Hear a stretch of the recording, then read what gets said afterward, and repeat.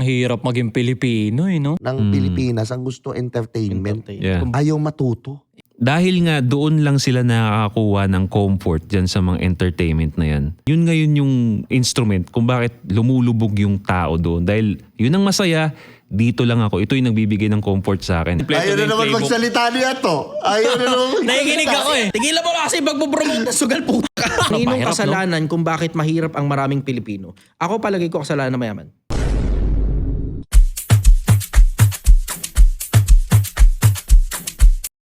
What's up guys? Welcome to Do You Think? Ang podcast about self-improvement. Maraming salamat sa Triton Studios at sa management con Triton Entertainment. This is a special episode in collaboration with Anti-Support Social Club kay Ato at syempre kay Josh On Point. Syempre din kay Chai Chester. Mag-subscribe kayo sa mga channel nila. Diba? Anti-Support Social Club, The Chai Chester, Project 1 Million. Siyempre dito rin sa Do You Think, tulungan yung mag 100k followers or subscribers dito sa YouTube. At mapapakinggan nyo rin itong mga pinag-uusapan namin sa Spotify. At i-rate nyo na rin yung podcast, mag-comment kayo, napaka-importante nun sa mga usapan namin. At kung gusto mo naman itong mga ganitong content, share mo na sa mga tropa mo. Siyempre, napaka-espesyal ng pag-uusapan namin ngayon dahil natataon ngayon na madami sa atin nawawala na ng pag-asa dito sa Pilipinas dahil sa mga nangyayari, sa mga madami dyan, nangigibang bansa na, nag-OFW na kasi hindi naman natin masisisi for a lack of a better life dito sa Pilipinas. So ngayon naman, ang kagandahan, nagigising na yung mga tao. Ang question is, anong gagawin nga ba ng mga tao para umangat? Ganito na lang ba tayo lagi? Diba? Tingin mo, ganito na lang ba tayo lagi, Chai Chester? Ganito na lang ba tayo, mga Pilipino? Ang hirap maging Pilipino no? Hirap, brado. Ang Isa sa mga trouble natin dito sa Pilipinas kasi, yung konsepto ng kamangmangan. Matindi. Matindi ang kamangmangan dito. It's as if parang meron kang feeling na orchestrated. Pero, I may be wrong, maring mali ako. Pero kung makikita mo, social media punong-puno ng kamangmangan. Yung kanilang pinag-uusapan natin, sipo mo, puro lalaki nagsisipagsalita tungkol sa ayusin niyo yung buhay niyo. Yung mga babae, ang sinasabi, tuwad-tuwad, kalog-kalog ng suso. Yeah. So palagay mo, bakit kaya mahirap ang Pilipinas? Saka yung yung gusto ko i-point out na nalulungkot ako in a way. Good sa akin, pero nakakalungkot siya. Kung iisipin mo. Sinesearch ko lagi yung top podcasts sa Spotify. Pag tinignan mo yung US, puta, Joe Rogan, Diary of a CEO. Yeah. Okay, scroll down mo, Pilipinas. Pag nakikita mong ganyan, puro chismis. Diba? Ayoko na Love i-mention. Tungkol sa broken Tapos, hearted. Tio Bray Podcast. Okay naman sa akin yun. Tio Bray Podcast. Parang ayaw mo pa, boss. Pero, nasa ilalim ko, nalulungkot ako yung mga idol ko nasa ilalim ko. Diary of a CEO, Joe Rogan, na parang, dun pa lang makikita mo na yung pattern ng Pilipinas. Ang gusto entertainment. Yeah. Kung bakit mahirap ang Pinoy no? Ayaw matuto. Yeah. Ako, to be honest ito, gusto kong ang sarap mag-interview ng Do You Think yung talagang double down ka dito. Gusto ko to eh. Pero bakit yung Tio Bray Podcast ayoko naman tigilan, hindi ko naman sinasabi. Pero napapagod na rin ako mag-interview ng may bastos. What's your favorite position? Putang ina. Sa talino ko to, putang ina. What's your favorite position? Diba? Pero bakit ko ginagawa yun? Kailangan kong kumain eh. Kailangan kumain ng mga anak ko eh. Yun yung gusto, pero how I wish lahat ng subscribers ko doon gusto substance. Champion.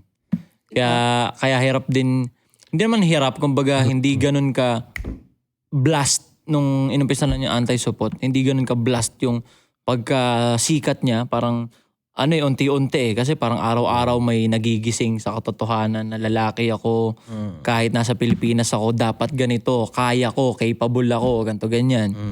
So, yung mga tao talaga, yung mga especially mga Pinoy dito sa Pilipinas, gusto nilang maglibang na lang eh. Kasi nga sa sobrang hirap ng buhay dito, parang nakakatakot, nakakalula, tumesting pa. Parang libangin ko na lang sarili ko. Kasi tumanda ako dito, ang pungin lang yan. Pero kasi ang nakikita ko ring problema rin, isa sa mga problema na nakikita ko sa Pinoy, no?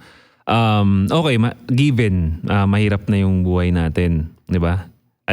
Pero syempre, para kahit papano makalaban ka or makagising ka kinabukasan is kahit papano meron kang entertainment na mapapanood. So okay, sige, manood ka ng entertainment.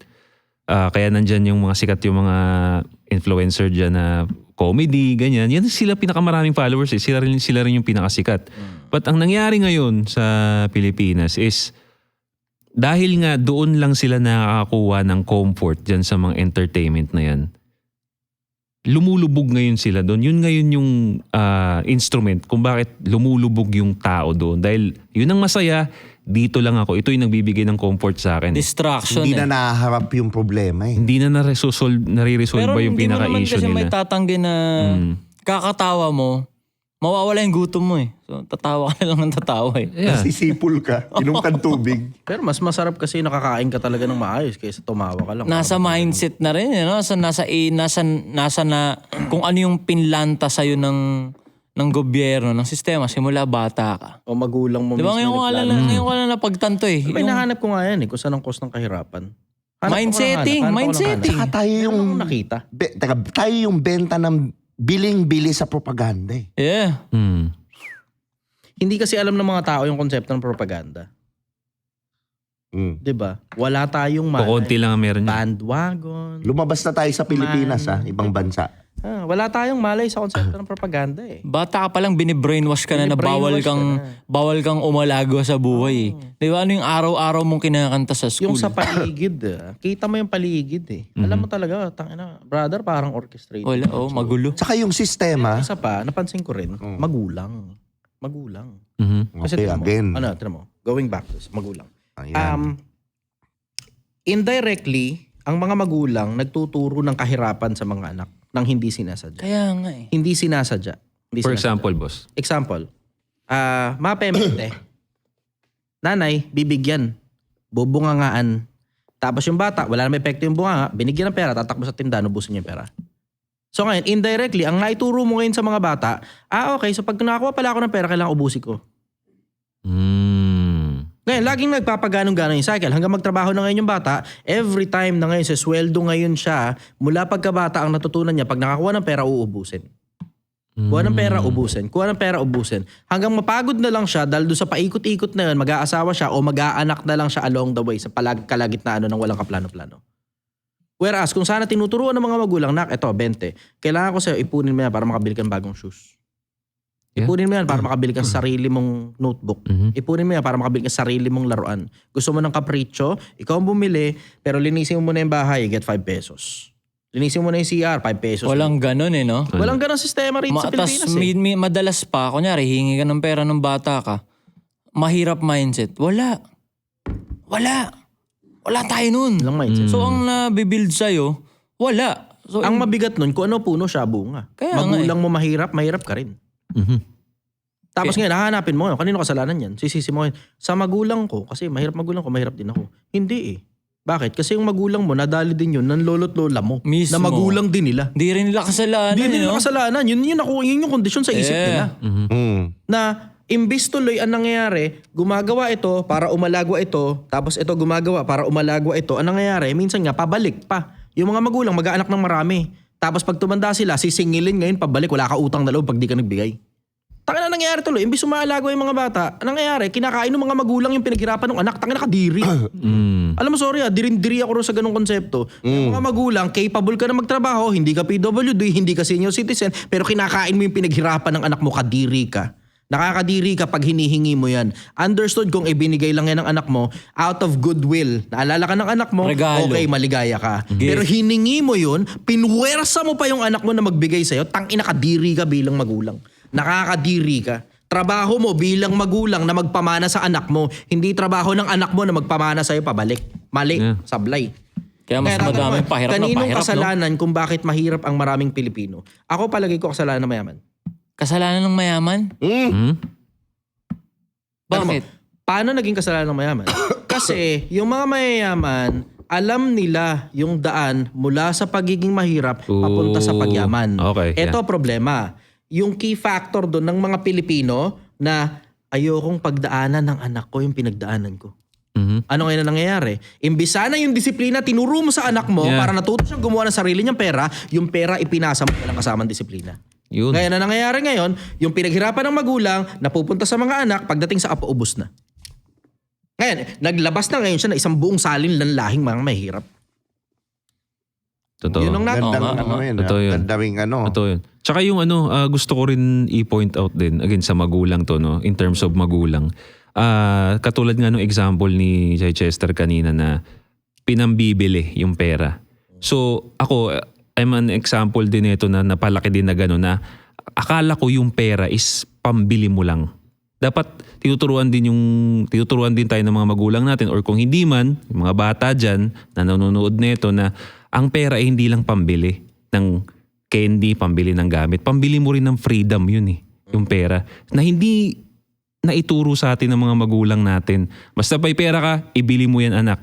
Hindi tayo naturuan kung paano mag-save. Magugulat ka, may mga nagchat sa akin, 20s na, 25, 30s na wala pang bank account. Hindi nila alam yung konsepto ng bank account. Hindi sila marunong mag-ipon. Wala silang konsepto ng pag-iipon. Doon ka magugulat So ibig sabihin, hindi sila naturuan ng magulang nila kung paano mag-ipon, kung paano man lang sana gumawa ng sarili nilang bank account man lang sana. 'Di ba? So, yun ang gusto ko na ma-point out din na dapat turuan natin yung mga bata ngayon, mga young adults or kung magkaroon ka ng anak na ang pera hindi lang pambili ng bagay kundi pambilihan ng kalayaan mo. So yun ang gusto kong ma-point out din. Option sa buhay. Yeah, option sa buhay. Totoo yun. Alam mo, ang magandang kinabukasan, nabibili. Nabibili yung magandang kinabukasan. Yung anak mong napapag-aral mo, nabibili ang ganyang sistema. Yung magandang bahay, nabibili yan. Yung magandang sasakyan, nabibili yan. Yung magandang buhay, nabibili yan Yung magandang buhay, nabibili. Kung marunong ka talagang problema, hindi nag-iipon ng mga tao. Hindi. Ito pa isa pang problema. Mag-iipon ka na nga lang tatalinuhan mo na nga lang Hindi ka pa gumawa ng maayos na pera. Tapos magrereklamo ka pa, hindi, kasalanan ng gobyerno. Bakit? Mababa minimum. Alam mo na nga mababa minimum. Tangina mo, nagtsatsaga ka kasi sa minimum. Pwede ka namang above minimum Diba? Ba't ka kasi nagtsatsaga sa ilalim kung pwede ka namang umangat sa ibabaw? Ano magagawin mo? Talinuhan mo naman ng kapiraso. Construction worker ka. O di mag-aral ka ngayon magpalitada. Susunod niya, mason ka na. Kapag ka marunong ka na mag-laying ng tiles, mas maalang bayad sa mason. Yung ordinaryong construction worker, tagahalong semento, baka 500, 600 lang yan. Ang mason nasa 800 to 1,000 pesos. Angat mo pa ng kapiraso pa, contractor ka na. Tingnan mo sa DPW. Kita mo gano'n sila kayaman? Yeah. Diba ito yan Bro, di ba hindi kaya, kung titingnan mo, yung sistema is not designed for you to win. Yeah. Kasi yung trabaho, computein mo. Define Magtrabaho ka. May yumaman. Or makabili ng bahay, yun yung yaman. Sabihin natin, bahay, kotse, mabuhay yung pamilya, okay. Computein mo magkano yun. Computein mo yung minimum wage. Or sabihin na natin, tumitrenta mil ka buwan-buwan. Kahit hindi ka kumain ng 60 years, hindi ka makakabili ng bahay, kotse. Totoo. How is it fair? Totoo. Kaya nga yun yung dahilan kung ba't dapat talaga, takasan mo talaga yung level ng pamumuhay mo. Ang nagpapataas ng level ng pamumuhay, yung galing mo sa paggawa ng pera. At yung galing sa paggawa ng pera, nakadepende yun sa galing mo sa craftsmanship mo. Anong ginagawa mo para lumalim yung alam mo dun sa bagay na ginagawa mo na pinagkakakitaan mo rin? Totoo. Kasi doon isipin mo yung mga sabongero nga puta, alam nila halos kaliit-liitang kalingkingan ng putang inang sinasaksak sa manok 'Di ba? Ikaw na naglalaro ng ML, puta alam mo, sigurado ako, alam mo kung ano nagagawa ng bawat skill, alam mo rin kung ano nagagawa ng bawat items dun sa putang inang laro na nilaro mo. Ba't hindi mo taratuhin parang laro ang buhay? Na lahat ng mga skill na kailangan mo para makagawa ka ng mas malaking pera, sana kinakabit mo sa sistema mo at inaalam mo kung ano-ano yung mga kailangan mo para makagawa ka ng mas malalaking pera. Yun. Tanong mo na sa mga nasa ibabaw. Baba, empleyado ka, boss, ano ba kailangan ko para sa sarili ko para ma-promote ako sa position mo? Para parehas na tayo nasa ibabaw. Tulungan kita umangat pag naging operations manager ka, sana ako naman hatakin mo supervisor. Hindi naman ganun kahirap magtanong di ba? Ang problema nga kasi, halos lahat nagtsatsaga kasi doon sa kung ano na lang yung meron sa kanila. Kung ano yung matsambahan lang nila. Tsamba lang Tapos yung tsamba na yun, pwede mo naman pataasin yung tsamba na yan. Ang problema kasi, hindi mo kasi ginagawa ng parang paano patataasin ang tsamba mo. Doon ngayon nagkakaroon ng mga mahihirap na mga tao. Kasi yung mga tao, hindi naman yan dahil tamad Tangina, hindi ako naniniwala sa sinasabi ng putang inang ibang influencer na, hindi kasi mahirap ka kasi tamad ka. Putang inang tamad. Ang tamad, yung alam mo yung umaasa sa ibang tao. Understood na yun. Meron talagang mga taong tamad. Pero ang diretsahang karamihan ng mga Pilipino, hindi naman tamad eh. May hanap buhay, kumikita ng maayos. Pero yung maayos nga lang na kinikita nila, sapat lang pangkain, pambayad ng ilaw, tubig, renta. Sapat din para magreklamo sila kasalanan ng gobyerno na mababa minimum. Hindi yan dahil tamad sila. Ang palagay ko, nang huhula lang ako ang dahilan yan kasi di sila nagpapalalim. Yun. Real talk. Diba? I-double down ko yung sinabi ninyo. Corporate-wise, punta tayo sa corporate-wise. Maraming tao magrereklamo kasi naging minimum lang ako. Pero isa nga dun sa wala rin concept, isang reason din para sa akin kaya hindi yumayaman ng Pilipino kasi wala sa konsepto ng Pilipino yung salitang level up. Katulad nung sa games, di ba? Para makayanan mo yung isang monster, for example, sa isang game. Level 30 na monster. Anong kailangan mong gawin? Palalimin mo yung skill mo para makayanan mo yung level 30 monster. So, punta tayo dun sa corporate, no? Minimum lang ako, for example, IT. No? Kasi galing ako dyan IT. Una kong sweldo is 15,000. Yan, nakaranas ako ng minimum na 15,000. So, IT ako nun. Sabi ko, sa sarili ko noon, hindi ko kaya ng ganito lang yung sweldo ko. Kasi napapansin ko 15,000, hindi kaya makabili ng sneakers. Kasi magkano sneakers? 8,000, di ba? Sapatos. Hindi ko kaya makabili sa isang buwan ko, kulang. So sabi ko, paano ko mapapalaki yung sweldo ko? So syempre, katulad nga nung sinabi ni Chichester, magtanong ka doon sa supervisor mo. Kasi maraming Pinoy, isa rin ko bakit, takot, nahihiya. Di ba? Takot magtanong, nahihiya magtanong. Boss, paano ba? Paano ba yan? So yun, nagtanong ako, boss, paano mo ba nakuha yung ganyan sweldo? Sabi niya, okay, palalimin mo yung knowledge mo sa IT. Mag-take ka ngayon ng isa pang course, training, which is yung kinuha ko, yung CCNA. Kaya napalaki ko yung sweldo ko. So inipon ko yung 15,000 ko, pampadagdag dun sa resume ko. Hindi nila alam, walang concept yung Pinoy ng ganun, na pwede mo palang dagdagan ng skill, yung resume mo based dun sa ini-enroll mong knowledge. Diba? So yung 15,000, inipon ko yun, magkano yung class na kinuha ko nun, 20,000. So yung na-training ko na nagdagdag ko sa resume ko, nag-apply ngayon ako sa iba na nangangailangan nung tinraining ko, plus 10,000 sa sweldo. So nakaalis ba ako sa minimum? Yes! Nadagdagan ng 10,000 yung 15,000 na sweldo ko. So yun ang kailangan malaman ng mga Pinoy na kung ano yung nasa resume mo, yung resume mo na yan, tanggapin mo na minimum lang talaga yan. Para umalis ka dun sa minimum, dagdagan mo yung resume mo. Paano? Mag-training ka ngayon. Magdagdag ka ng training. Kung IT ka, Skills. magdagdag ka ng programming skills doon, network skills, di ba? Ang maipapayo ko naman sa mga wala doon sa IT is TESDA. Libre ang TESDA. Ito real talk. Produkto ako ng TESDA. Real talk. Meron akong tropa na pareho ko na ng sweldo Hindi siya minimum. Kumbaga well-off na yung sweldo niya. Pero para maka-apply siya ng ibang bansa, nag-TESDA siya welding. So ngayon, mas malaki na yung sweldo niya. Nakapag ibang bansa na siya. Taas nun. So nag-welding siya from network engineer. Kumuha siya ng TESDA free. Nandun na siya ngayon. Mas malaki na yung sweldo niya. So kung tatanungin mo ako, makakaalis ka ba sa minimum? Oo Yun nga lang, kailangan mo mag-aral pa ulit. Palalimin yung knowledge mo doon sa gusto mong karir na value. So, tip yun. Galing nun. Yung resume mo parang Lego na binubuo, no? Kung ano eksakto yung kailangan mo, pwede mo ikabit dun. Tapos dugtong-dugtong lang hanggang makagawa ka ng eksaktong kailangan mo talaga. Yeah. Saka Totoo yung yun. gusto mo lang pera. Pera is value Pera is energy. So gusto mo ng pera, ikaw, kailangan meron kaming value ibibigay na kapalit dun sa pera. Yeah. Importante Tatanungin mo sa sarili mo, Ang deserve ko mataas. ba ng 30,000? Sabi na, alis tayo sa minimum. Deserve ko ba ng 30,000 na sweldo? Okay, tignan ko muna yung resume ko.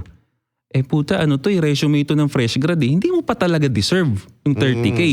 Diba? Pang minimum pa lang talaga yung resume ko. Kailangan ma-realize mo yun Alam mo, yun nga yung mga Pilipino rin Expand. na-realize ko. Itong ginawa ko yung Project 1 mga Pilipino hindi marunong mag-apply. Tangina, legit. May mga nag-a-apply sa akin, apply po, Magkano sweldo? Yun kagad tanong nila, no? Walang Working hours. Gano? Ako si ganito, ako si bla bla, etc. Ang diretso, magkano sweldo? Unang bira kagad yun. As in, nag-message siya, PM, magkano sweldo. Tapos, apply po, Galaw ba ng... Doon pa lang bagsak na eh. Di ba? Galaw ba ng 30K na sweldo dapat yun? Hindi professional eh. Oo. Di ba? Doon lang sa simpleng pagko-construct lang ng sentence na maayos na pagko-construct. Hello, ako po si ganito. Gusto ko po sana mag-apply ng trabaho Malaking sa inyo. bagay na yan. Ito po yung mga experiences ko dati. Kahit wala ka resume, kasi tangina hindi naman lahat ng Pilipino marunong gumawa ng resume. Yung simpleng paggawa pa lang nga lang ng resume, too much na yun. Mind-blowing na sa kanila yun eh. So, maraming nasa ilalim ng lipunan, lalo sa squatters. Actually, hindi na nga resume ngayon, CV na eh. CV na ang tawag eh. Dati tawag by data lang eh. By data. May picture pa. Bibili ng tindahan nyo by data eh. Pipilapan mo lang yun. Tapos may mga listahan na ngayon ng mga tanong doon. Pilapan mo lang yun. Handwritten pa yun. Pangit pa sulat mo no. Pwede mo na ipasa sa construction yun. Makapag-apply ka ng trabaho. Panaderia, ganun. Pwede na yun. Ayos na yun. Solve na yun sa ganun. Pero yung konsepto ng resume, mind-blowing na yun para sa mga ordinaryong tao eh. Alam mo, Pilipinas, matuto kayong gumawa ng resume. Hindi mo alam paano gumawa ng resume, i-YouTube mo. Talinuhan mo na. Gawa mo na ng paraan. Saka yung maayos sa trabaho, nasa LinkedIn na eh. Yeah, Tapos matuto ka nung basic na paraan ng pag-apply. Baliktarin mo lang eh. Baliktarin mo lang yung senaryo. Na kung halimbawa, ikaw yung employer, ano kayang gusto mong marinig galing sa taong nag-a-apply kung paano siya mag-apply? Baliktarin mo lang eh. It's just a matter of putting yourself in someone else's shoes eh. Isa pa, yung konsepto ng victim mentality. Tangina diretsahan, pag victim mentality ka, napakiramdam mo, inaalila ka, inaalipin ka, kawawa ka. Wala Tangina, na. di ka talaga makakaalagwa dyan. Wala talaga. Tangina, lagatok ka talaga. Lagatok ka talaga sa buhay pag pakiramdam mo, kawawa ka at biktima ka. Instead of appreciating, thank you, may trabaho ko. Thank you, may sasahod na naman ako. Thank you, may pagkain sa pamilya. Yun yung umaasenso eh. Tsaka yung Marunong again, magpasalamat. pag kami victim mentality ka, wala ka na nung fighter mentality. Sumuko ka na eh. Wala na. Di ka na talaga makakaangat. Wala ka nang fight. Hindi ka nalalaban eh. Paano yung fighting mentality? Fighter mentality. For example, yung kaninang example ko, kasi kung may victim mentality ka, yung 15K, tatanggapin mo na yun. May sisisihin ka na. Pag victim mentality, sisi yan eh. Diba? So, minimum lang ako, sisisihin ko yung gobyerno, yung magulang ko, kasi hindi ako pinag-aral ng ganito. Nalalamang yung mga mayayaman, yung may-ari ng sumuko ka na eh. Pero kung may fighter mentality ka, ang iisipin mo, paano ko mapapataas to? So, tatanungin ko nga yung mga boss ko, boss, ano bang kailangan? Ano bang ginawa nyo? Paano ka naging boss dyan? Diba? Hindi ka sumuko eh. Pag sumuko ka, wala kang knowledge. Pag victim mentality ka, wala ka ng ayaw mo ng kumuha ng knowledge kung paano eh. Kasi meron ka ng sinisisi. Di ba? Double down ako dun sa konsepto ng magtatanong ka sa boss. Alam mo, halos walang gumagawa niyan, pero life hack yan eh. No. Tangin din life hack niyan. Siya na rin mismo na nandyan sa posisyon na gusto mong maging. Tanong mo na kaya siya eksakto kung paano siya napunta ron. Exactly. Kaysa pahirapan mo pa yung sarili mong kailangan magkachamba kang manghula ka kung paano makakarating doon sa posisyon na yun. Tanong mo na siya direct. Tapos yung boss mo, makikitaan ka pa. Ng potensyal. Ganun ako nagbibuild ng mga tao. Pwede mga kong tanong batain sa to akin. train to Di ba? Ganun ko tinitignan yung mga tao, na yung mga empleyado ko. Ganun ko tinitignan na itong mga tao na to, paulit-ulit ako, magtanong kayo. Yung mga may listahan ng tanong, mas mabango sa akin yung kaysa dun sa mga nag-i-impromptu lang. Kasi visible siya eh. Nakikita ko nagbubukas ng cellphone sa harap ko. Tapos boss, may mga tanong po ako. Itong mga tanong na to, ito number 1, number 2, number 3, blah blah. Meron listahan versus yung nag-i-impromptu lang. Kasi sa sa mga tao ko kasi, lahat sila mandatory magtanong. Lahat mandatory magtanong. So post-shift meeting, mandatory magtanong. So ngayon, bahala ka na ngayon paano mo i-construct yan, pero kailangan ko 10 tanong kada araw. Kahit bahala ka na, kahit tangina twinkle little star, bakit ganun yung putang inang blah blah shit. So dun sa mga taong nagtatanong, makikita mo na kagad kung sino may potential eh. Yung mga may potential, may listahan sila.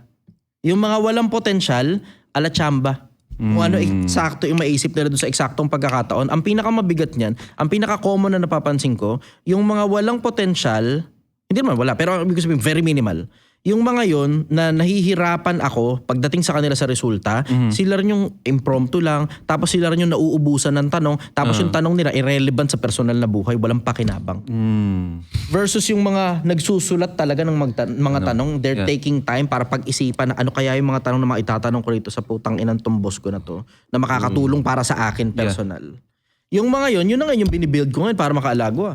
Tignan mo boss tignan nyo yung dynamics na yun na gustong magtanong doon sa boss. So ibig sabihin, lagi mo siyang kausap, 'di ba? Ang stigma ngayon sa corporate, no, na kaya marami ring Pilipino ang hindi makaangat or takot ma-promote. Kasi nga, ang iisipin sa kanila, sip-sip sila. Di ba? Ganun yun eh. oo. Di ba? Pagka merong... kasi part yun eh. Oh, merong stigma dyan na sino yung laging tanong ng tanong sa boss? Sino yung malapit sa boss? Ang tawag doon, sip-sip. Kumbaga, sinishame nyo yung dapat, sinishame ng mga nasa baba, yung dapat mong gawin para umangat eh. Di ba? Ang paglapit sa boss, sabi nga ni Chai Chester, is a life hack, which is totoo. Diba? Pero kasi pagdating ng panahon, kunyari sabihin natin, sumisip-sip ka sa boss mo. Pero ang pagsipsip sa boss mas beneficial sa iyo kumpara sa ang i-please yung mga sinasabing sip-sip ka. For example, yung boss mo, dahil malapit ka doon sa boss mo, pag lumipat yung boss mo na nagsumisip-sip ka, may magandang opportunity sa kabilang company. Sinong unang hihilain yan? Yung malapit sa kanya, sasabihin niya, mas malaki offer dito, gusto mo? Ilapit kita? Oh. Di ba? Pero kung takot ka masipsip, nagki-care ka doon sa feelings nung yung judgment nung nasa baba. Pag nakahanap ng bagong trabaho yon, may care ba sa'yo yun? Hindi ka tatawagan nun eh. Totoo. Ang tatawagan sa'yo yung boss mo. Kaya mapapansin niyo yung pag may napopromote, lagi yung may hila-hila na na bata niya eh. Bata niya yun, kaya nahila niya yan eh. Is it a bad thing? Hindi. Tama yung ginawa niya ng sip-sip na siya. life hack para ma-promote.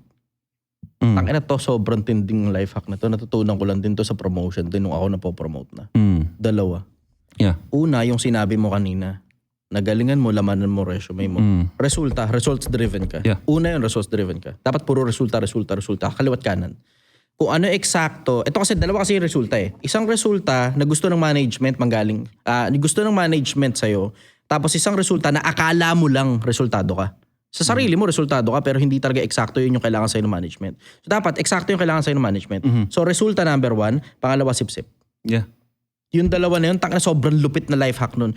Hindi kasi ako sumisip-sip kasi bla bla bla bla. Palit lang kayo ng kalagayan ng boss mo sa ibabaw eh. Sinong tanga yung boss na magpo-promote ng kahit sinong hindi niya gustong empleyado? Real talk. Tangina, diretsahan. Real talk. Diretsahan. Bakit ako magpo-promote? Wala akong pin-promote kahit isa sa mga taong hindi ko gusto. Wala, zero. Totoo. Siyempre. Totoo. Ito pa nga ang kailangan nilang maintindihan eh. Kasi nga, usap-usapin niya sa corporate na bakit daw laging napopromote yung sip-sip kumpara doon sa may result lang. Di ba? Lagi yan eh. Usapan niya sa corporate, trending yan sa TikTok eh. Bakit lagi napopromote yung mga sip-sip? Ako sasagot. Alam mo bakit? Go ahead. Ugali. Yun.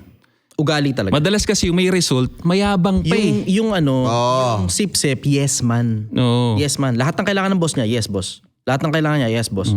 Versus yung may resulta, brother, tangina diretsahan yung minsan yung may resulta, puta palag-palag pa sa nasa ibabaw yan eh. Yun nga. Kaya nga sabi nga may usapan tayo na never, sa Kings kaya na? alam mo sa akin sa Never outshine your... Never outshine the master. Yeah. Rule number 1 yun. tangina lupit nun. Diba? 48 laws of power, pasahin niyo yung Pilipinas. Tangina nakaka-promote yun. Yun ang kailangan ma-realize nila kasi... Office politics yun eh. Huwag mo lang gagamitin sa totoong buhay. Nakakasama ng ugali. Delikado. Oo, nakakasunog ng kaluluwa. Gumagamit ng tao. Tangina nakakasunog ng kaluluwa yun. Pero office politics panalo. Sapat yun para i-promote ka sa trabaho. Yeah. Sapat. Dalawa yan. Unang-una resulta. Kasi pagka pin-promote ka ng boss mo tapos wala ka naman talagang resulta, tangina kahihiyan pa ng boss mo yun. Na hinata ka niya pataas. Dahil lang magtropa kayo, dahil lang regular kayo nag-iossi na magkasama o ginawa mo yung boss mo. Puta, that's fucked up. Kailangan mo ng resulta to back your promotion up. Tapos dapat tropa kayo ng boss mo, sanggan dikit kayo. Even better, best friendin mo na. Yung anak mo ganun, pag bininyagan, yung boss mo yung kunin mong nina. No, minsan maraming May gumagawa mga na. gumagawa ng ganun. May mga Pero may, gumagawa talaga ng ganun. may benefit sila. Ang pinakamalaking pakinabang talaga ng promotion, dadami pera mo. Oo. Eh marami nga kasing Pilipinong takot eh. Ayaw nga nila na ma-judge. Mas gusto nilang ma-please yung mga kapareho nilang mga nasa baba Which kumpara doesn't sa make sense. i-please yung mga nandun sa taas. Totoo. Dapat ang loyalty mo nasa employer mo dahil siya yung nagbabayad sa'yo. Yun nga eh. Basic principle. Huwag mo sasalita hindi maganda tungkol sa nasa ibabaw mo. Puta aasim ka niyan sa management. Wala lang kayo mali. Pilipinas ito take it from me. Yung mga nasa management, yung mga nasa ibabaw, CEO, Vice President, Operations Manager, o yung manager ng Director ng HR, o bla bla etc. Magtotropa yung mga yan. Tangina mapapagkaisahan ka niya pag nagsalita ka ng ng hindi maganda sa isa sa mga yan. Kahit lang sa supervisor mo, magsalita ka hindi maganda tungkol supervisor mo, iaakit niya yan sa operations manager pag chichismisan nila yan habang nag-iossi sila. Wow. Tangina, diretsahan lang yan. Baka hindi nyo lang alam. Just so you know. So you understand how people's managements works. Ganun yun eh. Ganun tumatakbo yun eh. Na yung mga yan, magtotropa yung mga yan. Magkakasamang nag-iossi yan. Magkakasama nagiinuman yan. Magkakasama sa bisyo yung mga yan. Pag kinanti mo isa sa kanila, huwag ka na umasang mapopromote ka pa, tanga. Tama yun. Saka yung naniniwala ka rin ba na, kasi may mga tao talagang hindi meant for business eh. Yeah. Oo. Meron. Totoo. So meron talagang ikaw, pang-empleyado ka, ang pag-asa mo umangat sa Promotion. corporate ladder. May ganun. Talaga. Promotion talaga. Oo. Pero kasi Kasi alam ako, mo lahat hindi ako naman ng pwede apat na yan, Robert Kiyosaki, yung apat na quadrants. Yung employment, yung freelancing, yung business, at saka yung investing, lahat ng apat na yan nakakayaman eh. Lahat yan may yumaman na dyan. Hindi lang talaga pinag-uusapan. Tapos dinedemonyo pa yung konsepto ng employment na wala kang yumaman sa pagiging empleyado. Putang na wala yumaman sa pagiging empleyado. Nakakita ka ba ng operations manager na mahirap? Nakakita ka ba ng vice president mahirap? CEO mahirap? Piloto mahirap? Empleyado rin yun. Diba? Meron. Konti. Pero ang general majority sa kanila alagwado sa buhay. Hindi lang talaga nag-iisip ang karamihang Pilipino eh. Yung rank and file na nasa ilalim na mga minimum wage earner, talagang mahihirapan ka talagang umalagwa pag minimum wage earner ka. Pero it doesn't necessarily follow na kailangan mag-transition ka na papunta sa pagbe-business. Mas lalong hindi ko kakayanin yun. Oo. Kaya nga sabi ko yung patang ng mga influencer na nagsasabi yung pang tuition fee mo, pang business mo na lang. Taka sabi ko sa isip ko, taka na pupunta kayo sa impyerno, sa gago na yung dami yung sinira ng buhay ng kabataan. Mas malala pa yan doon sa ginawa mong pokpok yung bata eh. Oo. Ang ina, diba? Ninakawan mo ng kinahabukasan eh. Yung pokpok, baka pag nagtapos ng pag-aaral, maayos pa buhay niyan eh.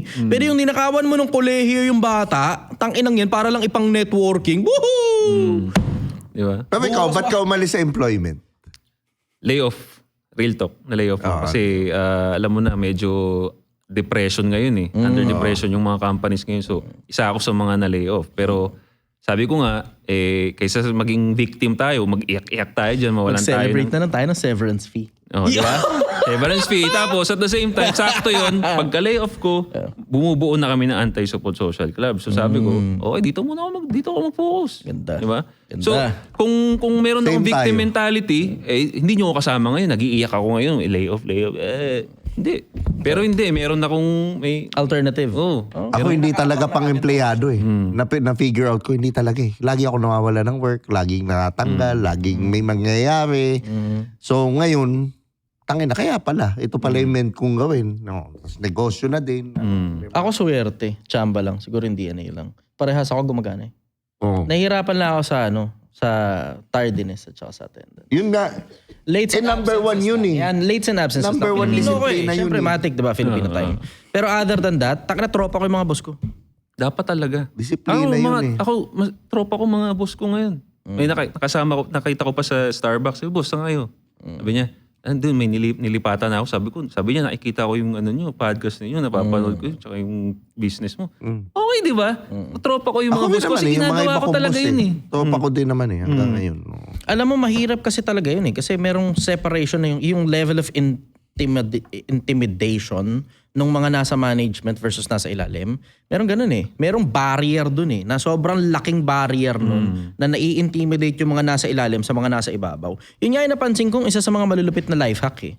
Yung supervisor mo, pag nakita mo kumakain mag-isa, sabay kayo. Sabayin mo. Di na importante kung lalaki o babae, tropahin mo yung boss mo. Kasi madalas, supervisor, operations manager, SDM, vice president, CEO, mag-isa lagi kumakain yan. Sobrang common nun. Hindi sila nagsasabay-sabay. Sa pagpa-party o sa pag-iossi break, magkakasabay sila. Pero yung kadalasan, pag magbo-break time, wala halos kasabay yan. Wala. So, ikaw na mismo sabayan mo. Tapos dun mo na ngayon tanungin ng mga, tapos paano ba ako mapopromote? Tulungan mo na, gawa kong paraan. Yung operations manager mo, iyutin mo. Kailangan mo sa trabaho, bibigay ko sa'yo. Kailangan mo numbers, bibigay ko sa'yo. HT, bibigay ko sa'yo. Sales, bibigay ko sa'yo. Kahit na no, tulungan mo lang ako. Kailangan ko mga... Kasi nakakasawa rin sa ilalim. Nakakasuya lagi ng minimum, bro. Palit tayo ng kalagayan. Galing ka rin. Ang boss mo si Chai Chester. So, gaano mo ba kagustong umangat? Pagbabae pa yan, boss. Di, laban din. gagawin. Laban din kahit lalaki. Lahat gagawin mo? Hindi kaya, isa pa nga dun kay, kaya importante rin yung mga movies na parang mga successful na movies. Kasi tignan nyo na lang dun eh. Ang hirap din kasi sa ibang tao na pag nanood lang ng movies, yung emotions lang ang nauuwi, yung take home, nakaka-inspire. Pero yung paano ginawa, hindi nila natitake home eh. For example, yung Pursuit of Happiness. Kaya yumaman yung si Will Smith dun. Kasi unang-una, nagtanong siya dun sa naka-sports car. Paano ka naging ganyan? Parang paano yung Wolf of Wall Street din, diba? Yun! Di ba? Yung Donnie tinuturuan Ascoff. siya mag-ganito-ganito. Donnie Ascoff. Oo. Tsaka wala kaming ano eh. Ako ng ganyang klase ng paycheck, magre-resign ako ngayon mismo. Trabaho na lang ako sa'yo. Di ba? Tsaka yung ano, yung... Kasi dumikit sila sa tamang tao. Yeah. Yun yung isang factor. Kasi nga, kung sino yung dinidikitan mo, yung ka. So kung gusto mo yumaman, dumikit ka sa mayaman. Actually, isa yun sa mga natutunan ko rin ngayon na sobrang pipiliin mo talaga yung pakikinggan mo. Totoo. Tsaka siguraduhin mo yung pakikinggan mo, gusto mo yung buhay niya. Tsaka pumili ka ng panig. Pumili ka ng panig. Tangina yung iba, ang pinipiling panig, yung mga ka-level din nila o nasa ilalim nila. Yun. Pumili ka Komportable ng kasi. panig ng nasa ibabaw. Yeah, Kung ano totoo. yung mindset nung nasa ibabaw, yun yung i-adapt mo. Gusto mo dun, di ba? Gusto mo umangat, di ba? Gusto mo maraming pera, di ba? Nasa pag-angat yan, wala yan sa tropahin mo yung katabi mo, tapos siraan nyo yung boss nyo. Madalas Bobo, yan. pag Yan ang ginawa mo. culture. Yan ang usual culture sa corporate. Tsaka hindi ka pwedeng... Tangan-tanga talaga ako sa ganun. Tangan-tanga ako dun sa putang inang nagsasalita ng hindi maganda tungkol sa boss nila. O, lahat naman ng tao may kanya-kanyang diferensya. Ba't ikaw ba? Wala ka bang diferensya? Wow Ano ka ng Diyos? Ikaw lang mag-isa? Diba? Di ba? Ang lala no. Tignan mo, ito pinaka-common eh. Yung mga bottom performer. Kasi management eh. Galing din naman ako sa ganun eh. Diba? Pansinin mo, yung mga bottom performer, kadalasan yan yung nagsasalita ng hindi maganda tungkol sa nasa ibabaw nila. Yan yung dissatisfied sa trabaho. Yan yung hindi gusto yung hanap buhay nila. Yan yung ang daming reklamo, ang daming hanas, ang daming issue, ang daming problema, dahil sakit ng ulo. Yung mga bottom performer na mga alam mo yung sumisweldo lang sila tapos kung makakapagnakaw ng oras na nasa CR lang sila habang nag-ML, gagawin nila. Yun, yung mga yun. Yung mga yun. Pansinin mo Exactly, yung common totoo denominator ng mga nasa ilalim talaga, yung bottom performer ng kumpanya, lahat ang daming sinasabi tungkol sa nasa ibabaw. Ingat ka ng papanigan. Puta, pag pumanig ka sa ganong klase ng mga tao, negatibo, puta, negatibo ka na rin. Hindi ka makakangat sa ibabaw pagka ganun ka. Tsaka hindi ka aangat sa kumpanya na ang utak mo rank and file. Totoo. Magiging manager ka kung utak mo manager din. At hindi kahit hindi ka pa manager. Nagtatanong ka sa nasa Nagtatanong ibabaw. ka, Tanong ka, yun. tropahin mo na boss mo. Tanggalin mo yung barrier. Putang ina, yung hiya niya, wala masyadong pakinabang yan kasi yung stigma eh. Pilipinas, turuan ko kayo. Tama, malapit. Yang hiya, emotions yan. Yang hiya na yan, may pakinabang yan. Ang pakinabang yan, pag mali gagawin mo, mahiya ka. Yun. Pero pag tama ang gagawin mo, puki ng ina mo, diretso, walang pakinabang ang hiya pag tama gagawin mo. Tanggalin mo yung hiya sa sistema mo. Kasi ito, sigurado ko sa'yo, sa kapal ng mukha, 100,000 ang kita. Pero sa hiya, magkano kinita mo sa ganyan? Mismo. Wala. Diba? Wala. Ginagamit ang hiya pag mali gagawin mo. Pag tama gagawin mo, kapalam mo mukha mo. Yan ang kailangan maalis talaga sa Filipino culture. Oo. Masyadong mahiyain ang mga Pilipino. Mahihain talaga. Tsaka kailangan ka sumipsip. Kailangan muna maraming body count para matanggal yung hiya. Yung sinasabi nyo kanina eh. Diba? Pero yun nga yung ano nun eh. So sa tingin mo, sa pag-i-empleyado yan. Pero yung sistema ng Pilipinas ba? Huwag mo munang pakialaman yung sistema ng Pilipinas malibang panahon ng botohan. Tang na derechahan, it's just entertainment habang wala pang botohan. Pag panahon ng botohan na, nandyan ngayon ang kapangyarihan mo bilang ordinaryong taong bayan na magluklok ng kung sino man palagay mo yung karapat dapat. Pero on regular days, tapos rank and file ka, tapos hirap na hirap ka pa sa buhay, tapos wala pa kayong kisame, tapos wala kayong matinong makain. Puta, unahin mo na muna yung bulsa mo, te. Unahin mo muna yung bulsa Ganda, mo. Sarili ang mo ganda. muna bago iba. Ibigin mo ang iyong kapwa gaya ng pag-ibig mo sa iyong sarili. Yung pag-ibig mo sa sarili mo, ang gagawin mong batayan, standard ng pag-ibig mo sa kapwa mo. Kung gusto mong maging maayos ang buhay ng kapwa-tao mo, kung gusto mong maging maayos yung bansa mo, ayusin mo muna yung sarili mo. Ang ganda nun. Kalokohan yung ano. Gandon. Ganda nun. Kalokohan yung ano, heal the world eh, no? Heal the world. Heal mo nga yung sarili mo. Yun. Exactly. Sarili mo muna. Exactly, Puta, matuto ka totoo. muna ng lumangoy bago ka sumagit ng iba. Ay, ang ganda nun. Ang Basic ganda. ng basic ng analogy analogy na yun, pero on point yun. Ganda. Sarili mo muna, sagipin mo. Ang Josh on point. O Hindi, gusto mo ang ganda sagipin nun, yung ang iba. Nanay mo, sagipin mo sa kahirapan. Kasi breadwinner ako. Puta, nanay mo, 40 anyos pa lang, 20 anyos ka pa lang, pwede magtrabaho yung magulang mo. Puta, lahat ng pera mo, binibigay mo sa magulang mo. Pampakain doon sa putang inang kapatid mo na may anak na mas marunong pag gumawa ng bata kaysa gumawa ng pera. Puta. Ang galing nga, no? Ang galing ng Pinoy mag-ubos nga ng pera talaga. Pero yung mag-earn, Keeping, hirap. no, hirap. Kasi Oh, yun, earning. katulad nung anak, yan, money trap talaga yan eh. Money trap talaga yan. Pero tignan mo, sinong maraming anak, yung mga nandun, hindi talaga makakaahon, babaon talaga.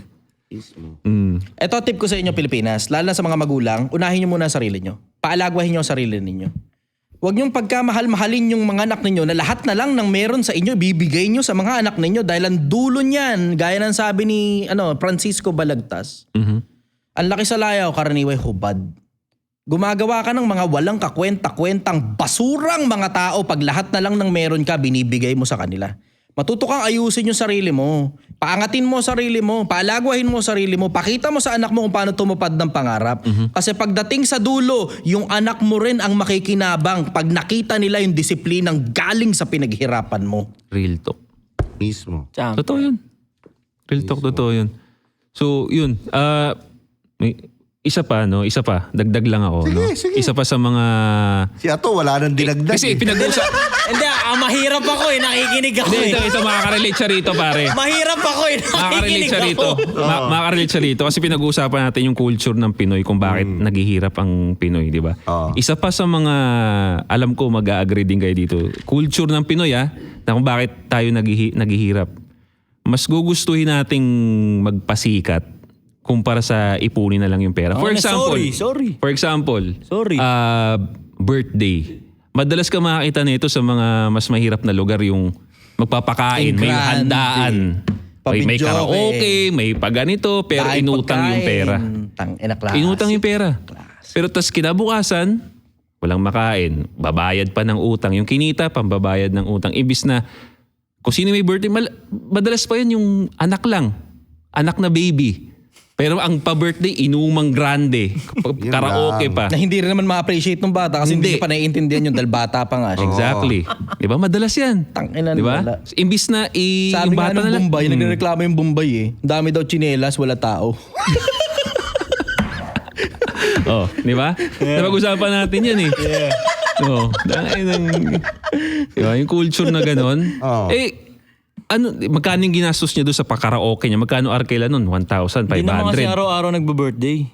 Pero hindi. Kailangan mo rin nandun nga tayo sa paano ka makakaahon. Saka sa akin, yung halimbawa, ito sa sa anak ko naman na buti na lang hindi nagdebu ng yung anak ko. Pero mas maganda yung ipang dedebu, imbis na ipakain mo dun sa mga hindi mong kilalang bisita, ibigay mo na lang sa anak mo, ibili mo ng kotse niya or whatever, di ba? Di ba? Versus yung concept ako yun din ang ko. Hindi. Naguguluhan nga ako doon. Papakain ka. Tapos papainom, yung bata, wala lang na doon, naglalaro, walang Pero Walang pakialam. Imagine mo kung dinala mo na lang sa magkano papunta sa Enchanted Kingdom.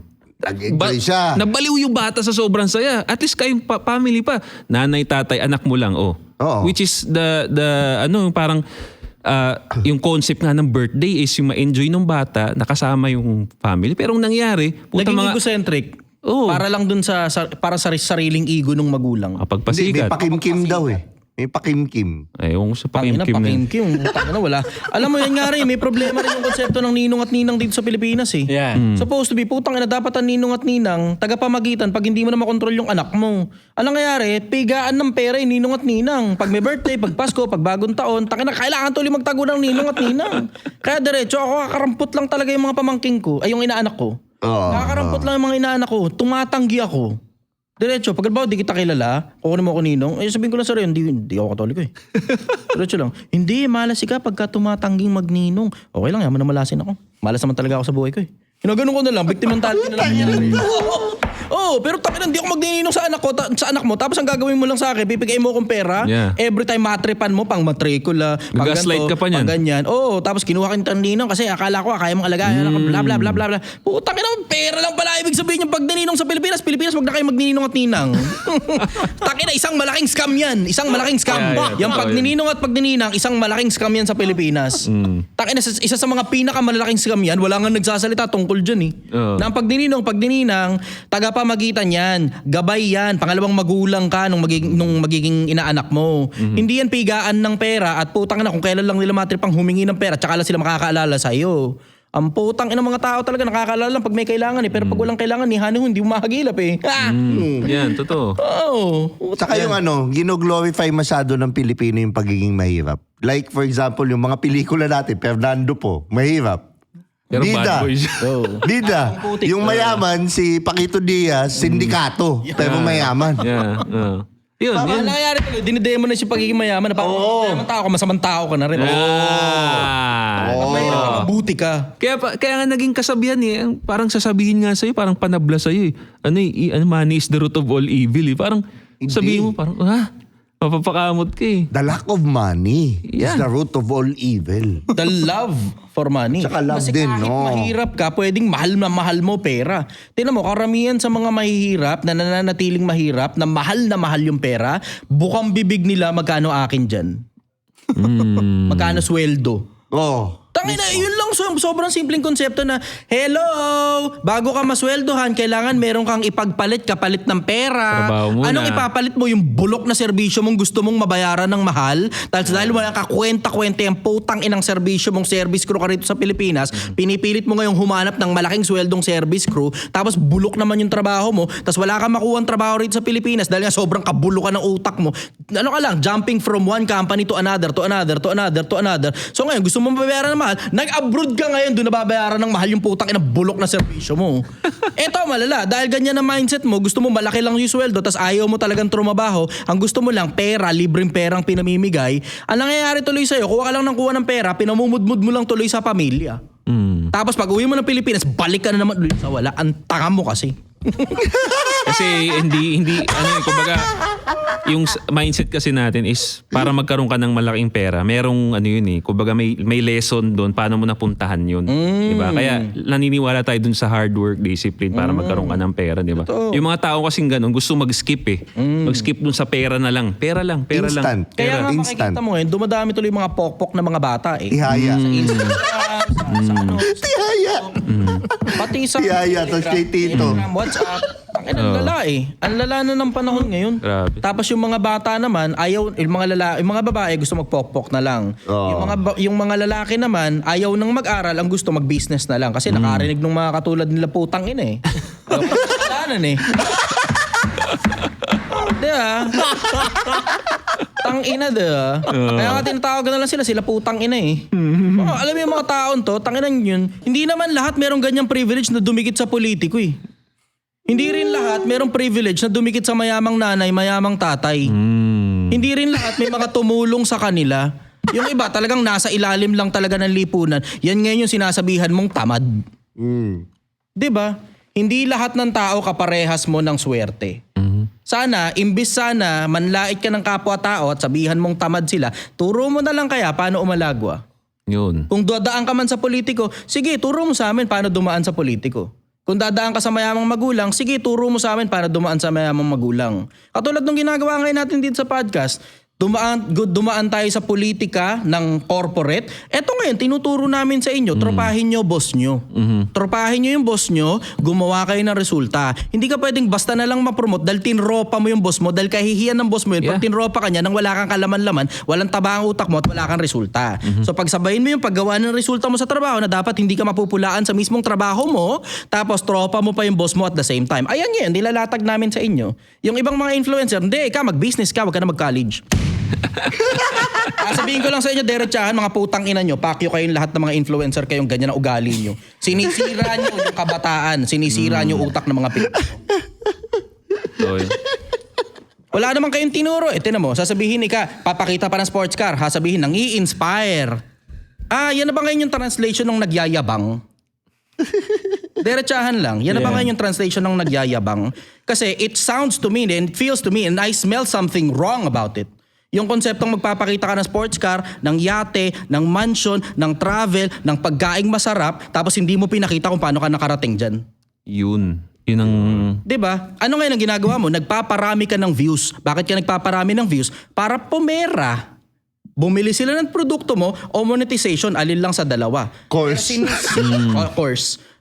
Pero sinisira mo yung utak ng kabataan. Nakakala nila, pag nag-business ka, biglang big time ka kagad. Hindi. At Di ang ganun kailangan kadali nila yun. ay kasipagan. Hindi. Nasubukan ko, There's iba. something wrong with that. There's something wrong with that. Kaya alam mo, Pilipinas, ingat kayo dun sa mga nagpa-flashy-flashy ng mga sports car, yate, mansion, travel, pasyal, kain sa masasarap na restaurant. Yung mga mayayabang na yan sa social media, pag tinignan mo under the hood, puro basura laman yan.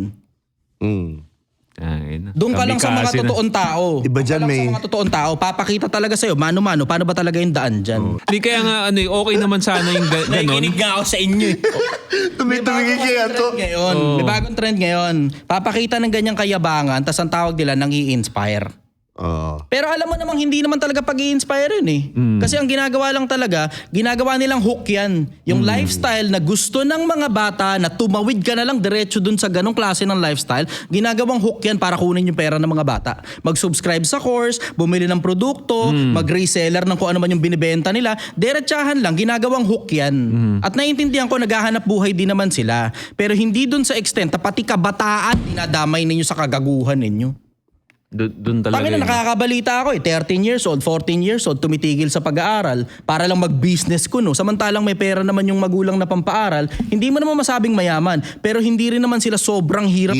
Alam mo, walang-wala talaga sila. Yung iba nga may taba pa ng utak na pinapaaral ng gobyerno, tumitigil para lang mag-business-businessan eh. Sayang yung opportunity. Apat na quadrant yan, no? Apat yan. Meron kang employment, meron kang freelancing, meron kang business, meron kang investment. Lahat yun ang pundasyon, talino, galing, tibay. Diba? Yun ang pundasyon nun eh. Talino, galing, tibay. Pero lahat ng mga yan, hindi na importante. Bakit? Kasi ano importante? Mag-business ka. Huwag ka na mag-kolehiyo, business ka na lang. Putang ina. Yung employment, may matututunan ka kasi na magagamit mo pang Yun, business. brother. Yun ang pagkakasunod-sunod nun eh. Pagkakasunod-sunod nun, mag-aaral ka muna mula pagkabata. Tapos mag-a-apply ka, employment ka ngayon. Para matuto ka people skills. Paano makisama sa mga kalibil mo? Yan. Paano makisama totoo sa yan. mga nasa ibabaw mo? Tapos aangat ka ngayon, promotion. Pag umangat ka ngayon, promotion, dadami pera mo. Bakit? Pag napopromote ka, kasabay nung dumadami rin pera mo. Tapos, supposed to be, matuto ka ng financial management kasi pag hindi ka marunong ng financial management, kahit mag-business ka pa, wala ka pa rin kwenta. Lahat ng pumapasok na pera, gross mo, inuubos mo, bobo mo. Kaya nga yung Hindi ganun marunong di ba? Ine-employ nila yung anak nila. Start ka from the bottom ka. Kahit yung mga mayayamang pamilya, ang balita ko, puta, pinapag-i-empleyado nila yung mga bata.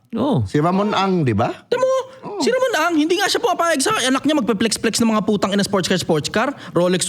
Tangina, hindi siya pumapayag sa ganun. Branded na damit. Sinabi niya mismo yun sa interview niya kay Katon Ying. Huwag kang makakikita yung mga anak ko naka-branded na damit. Sabi nga niya, kung hindi nga lang dahil sa interview, hindi daw siya magsusuot ng relo eh. Samantala, ito ngayon itong mga putang inang nakikita mo sa social media, nakakala mo kanila ang buong mundo. Tapos wala kang kamalay-malay, tad-tad pala ng utang ang mga putang ina. Balikaan mo, bukas makalawa, nasa ibang bansa na nagtatago dahil tandamakmak pala ang kaso. Sorry. Sorry na. Wala natirang pantikit eh. Kaya dito ako eh. Lalaan. Totoo yun. Ay, ganyan kalalakay ng lipunan. There's something wrong with the narrative that we have in social media. Sana, mano-mano, turo nyo sa mga tao kung paano ba umalagwa. Aral ka muna. Hindi ka nakatapos ng kolehiyo, high school, empleyado ka muna. Habang nag-e-empleyado ka, tanong mo na sa boss mo paano ma-promote. Tama yung sabi mo, lamanan yung resume, dugtungan mo pa kung ano pa yung mga kailangan mo. Kasi boss mo naman magsasabi yan eh. Supervisor mo o yung manager mo, siya magsasabi kung ano pa kailangan mo para ma-promote ka. Depende sa kung ano yung requirement dun galing sa HR. Dun galing sa HR yan eh. Ano ang requirement? O kailangan nakatapos ng ganito, katapos ng ganito, vocational o 4 years course o kung ano pa man. Ilaman mo ngayon sa resume mo yun. Pag nailaman mo na sa resume mo, mag-apply ka for promotion. Pag hindi ka na-promote, okay lang yan. Tropahin mo lang ulit yung boss mo. Apply ka ulit. Tangina, nakaka-4, 5 promotion na. Tangina, hindi ka pa rin natatanggap. Alam mo nang pang ganyan ka talaga. O lipat ka na ng ibang Lipat kumpanya na, pagka yan. ganun. Diba? O ngayon, nakalipat ka na. Okay na, na-promote ka na. Tingnan mo, lumalaki rin sweldo mo. Tapos natututo ka makisama sa mga nasa ibabaw, pati sa mga nasa ilalim mo. O tapos Yun. pagkatapos nun, you now have the freedom of the option para either mag-freelancing ka kasi ang dami mo ng perang naipon, kasi nga, lumaki nga yung sweldo mo eh. Tapos natuto ka rin financial management. O magnegosyo, o pwede mo pang paangatin yung sarili mo in corporate ladder para makakuha ng mas matataas pang mga posisyon. Yun. Di ba? Yayaman ka ngayon sa pagiging empleyado. Pili ka na lang kung gusto mo mag-empleyado habang buhay, tumaas ka ng tumaas, marami ngayon yung pera mo, pwede kang mag-freelancing, pwede kang mag-business, yan nandiyan na ngayon papasok yan, maraming options na yan eh. Tapos pag sobrang dami na ng pera mo, dun sa tatlo na yon o isa lang dun sa tatlo na yun, dumami pera mo, tsaka ngayon papasok na investment. Hindi yan puta, diretso ka agad mula nowhere, mangungutang ka para mag-invest sa putang ina. Yan. Di ba? Diba? Ang dami Utang. nagpapa-invest, diretsahan, ang dami. Lampas 10,000, less than 20,000, karamihan dyan puro networking. Diretsahan lang, investment daw yan. Hindi yan investment, tanga. Yung ibang influencer na tinuturo naman daw nila paano kumita ng malaki. I-click mo lang daw yung link.